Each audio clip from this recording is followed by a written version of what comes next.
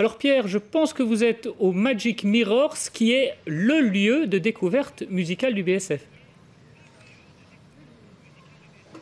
Oui, tout à fait Arnaud, et c'est une soirée à la française ce soir. C'est une formule qui existe depuis 3 ans ici au BSF. On y chante en français, dans une formule plutôt intimiste, en acoustique. Alors on a déjà fait de belles découvertes les années précédentes, on va continuer à en faire. On attend beaucoup de monde ce soir parce que c'est le retour du groupe français Les Innocents, donc il faudra être là très tôt pour assister au concert. Mais avec Les Innocents, il y a aussi 3 belles découvertes à faire.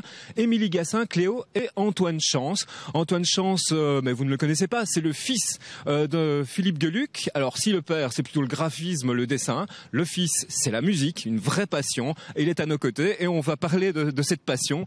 La musique comme une évidence pour Antoine Chance. Oui, finalement j'ai voulu un moment essayer de faire autre chose, mais c'était un peu compliqué. Donc je fais ça depuis un moment.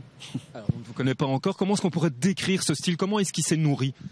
Moi j'écoute essentiellement, tout le monde dit ça, mais j'écoute beaucoup de trucs anglais. Vraiment, ça ratisse très large. Mais comment est-ce qu'il s'est nourri? Les vrais trucs, les vrais coups de cœur du moment, c'est Bon Iver, c'est Vampire Weekend, c'est Camille, c'est des gens comme ça. JP Nataf aussi, en fait, le mec des Innocents, mais en solo.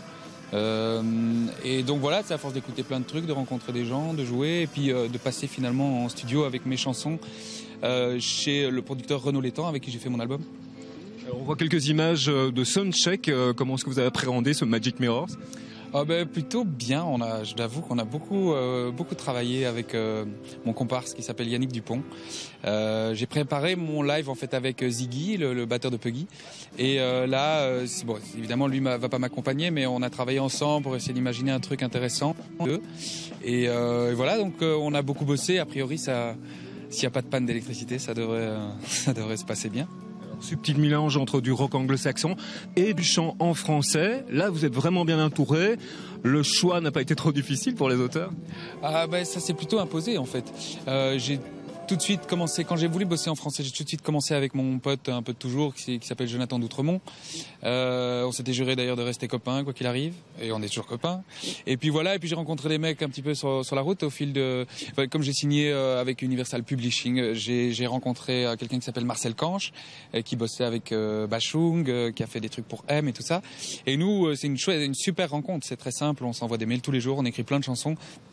Et donc voilà, petit à petit, c'est comme ça que ça s'est passé. On va voir quelques aperçus de l'album. Il n'est pas prévu pour tout de suite, mais on va encore vous retrouver. Le BSF, ça représente quoi pour vous, ce festival urbain? Je trouve que c'est un super truc en fait, que en plus quand il fait beau comme ça, c'est assez cool. Enfin Bruxelles, voilà, comme ça, c'est chouette, quoi. Un peu piéton, dans des beaux lieux. Ici, voilà, je trouve ça super en fait. Et le Magic Mirror, c'est un chouette espace qui sonne super, donc voilà.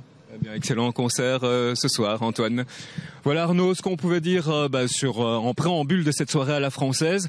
Je le rappelle donc, beaucoup de monde attendu, donc n'hésitez pas à arriver très tôt ce soir. Il y a d'autres concerts aussi intéressants au Monde des Arts, 2 groupes bruxellois qu'on vous recommande, c'est Montevideo et The Peace Project, Arnaud.